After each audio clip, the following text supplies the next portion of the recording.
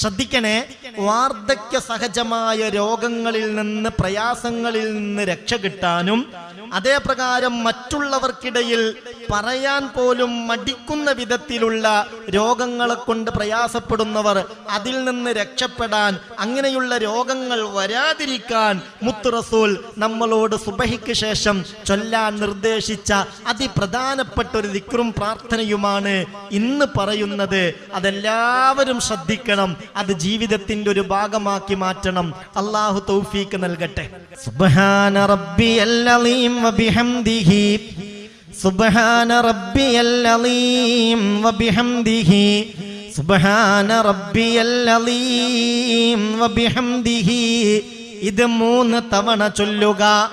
സാധാരണ നമ്മളുടെ നിസ്കാരത്തിൽ റുക്കൂഇൽ ചൊല്ലാറുള്ള ദിക്ർ സുബ്ഹാന റബ്ബിയൽ അലീം വബിഹംദിഹി.